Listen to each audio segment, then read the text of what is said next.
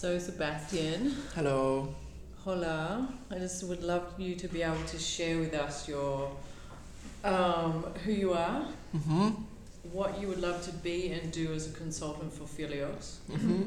and just share a little bit about your family, like who you are as a person and family. And I'd love to hear about what you would prefer not to work with. All right.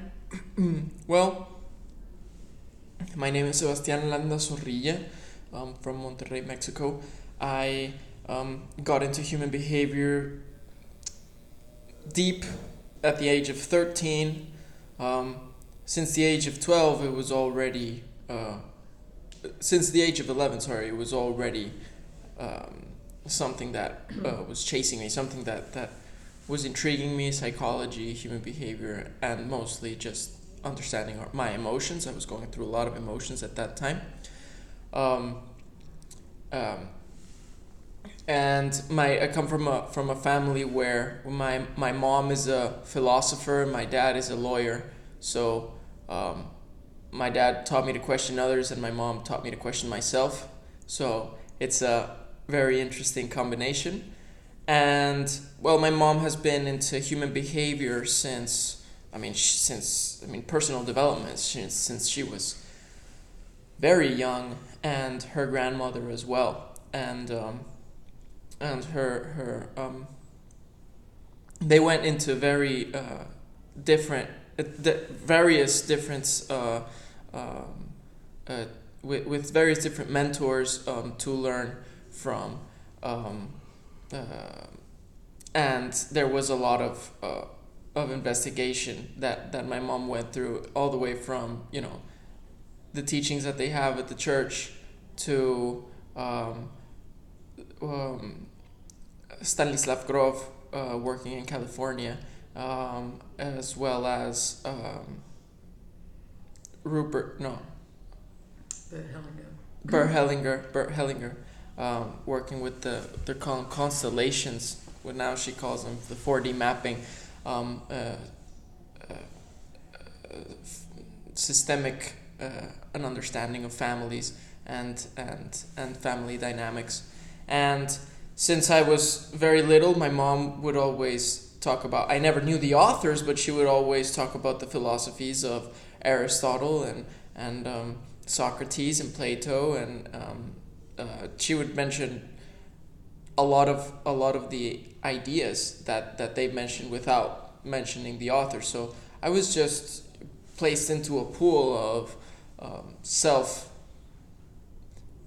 questioning and self exploring that I think very few people, if you get to know my mom, will be able to compare. So I was very blessed in that respect, and from that, my mom took me to the DeMartini Institute, and there I learned directly from John DeMartini, got deep into human behavior, and got deep into understanding physiology, understanding psychology, sociology, teleology, and I was very blown away by what is going on in the mind-body connection.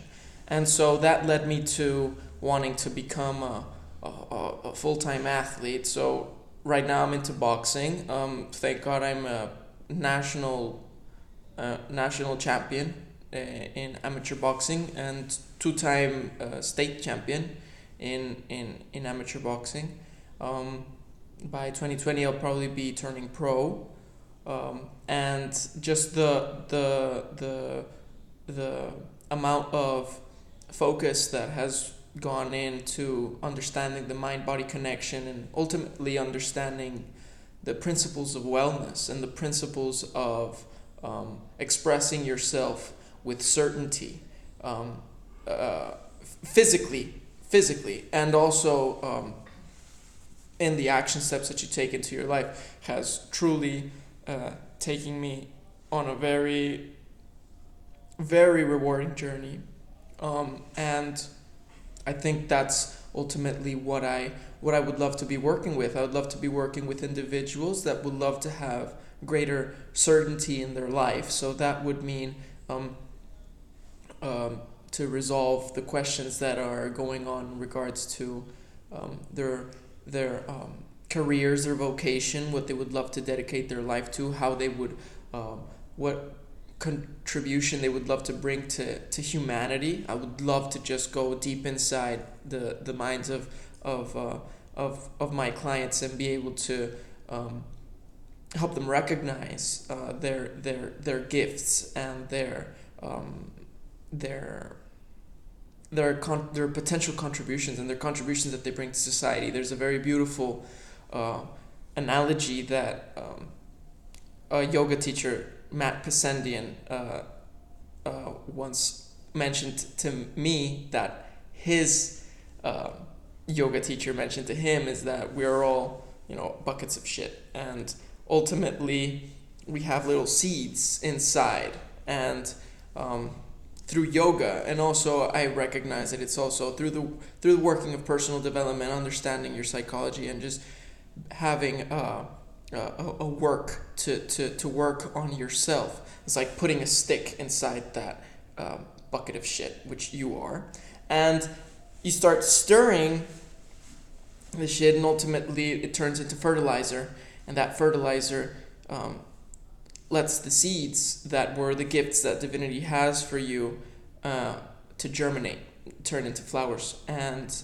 those become the gifts that you bring to humanity. So I would love to be able to help and serve humanity in becoming aware of what those seeds are, and that naturally can apply to any area of life, be it if your quest is, if what you're looking for, if your endeavor is spiritual, is it mental, is it vocational, financial, is it familial, social, physical. It's inevitable that for me it ultimately ties back to well-being, and it ties back to connecting to the physical body and connecting to the senses. So that naturally for me is also it broadens my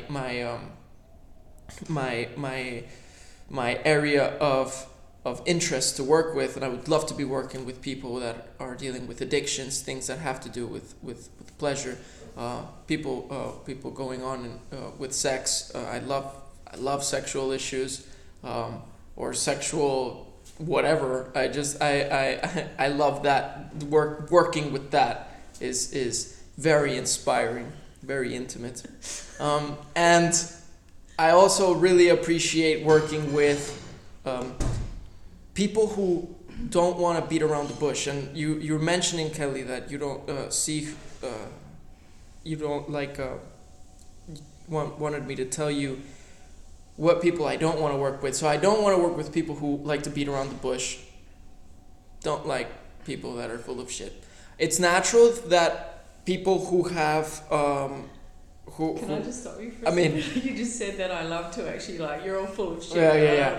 That's what I was going to clear up. That's what I was going to clear up. Thank you. I was going to clear up that, like, it's natural that through the process of understanding ourselves, we become aware of the illusions that we have unconsciously taught ourselves. And that's when we recognize that, oh, I'm full of shit, And that's normal. Like, it's not something that would be against. But I wouldn't want to be working with people that want to hold on to their narratives, want to hold on to their stories that they tell themselves of why they're victims of their circumstances. And that's what I mean by people that are full of shit. Because we're all full of shit, and so it's people that don't want to hold themselves accountable, people that don't want to hold themselves responsible for their perceptions and for their emotions and for their actions, is something that for me is automatically a no. People who want to have control over things that is out of their control is also relatively tiring for me to be constantly trying to communicate the message that there's things that you can't control. And also people who are interested in working on themselves just to have leverage over other people, and having greater capacity to manipulate and greater capacity to uh, benefit themselves at the expense of others. It's just a waste of tools. It's a waste of application, and it's a lack of ethics. And I think that that's just unnecessary. And for me, it's just I guess that it really ultimately comes back down to well-being. And something that I haven't mentioned, I really would love, this is something that is also love to work with people who are interested in healing. Naturally, healing means to become whole, and we're always on a healing process because we're always integrating information, and we're constantly becoming more universalized, right? Sri Aurobindo said, may we universalize ourselves to the extent that we become one with all being. So I guess that's inevitable. I mean, in our quest in our journey in life, I think that's inevitable. That's something that happens. I mean, if you're into yoga, you probably like that idea, that concept. And there's a lot of ways to look at it, and I think that just to, I think, sum it up, is that people who are ultimately looking to have a greater understanding and a greater insight into the magnificence of their life and the magnificence of their being is something that for me is very inspiring. I everything that I do is ultimately for one sole purpose, and it's just so that for at least one moment somebody can just say, wow. That's for me what it ultimately comes down to. This the most simple way to look at it is, all the work that I go into is dedicated to recognizing the perfection of what is, rather than change anything at all. And the beauty is that the moment that it's like they say the yogi that sees perfection ultimately becomes perfect himself. And that's I think very profound. It's when we have the capacity to recognize how life is perfect, we begin to recognize how we are perfect. And by perfection, I mean complete in all aspects, not one-sided, not ideal, but perfect, complete.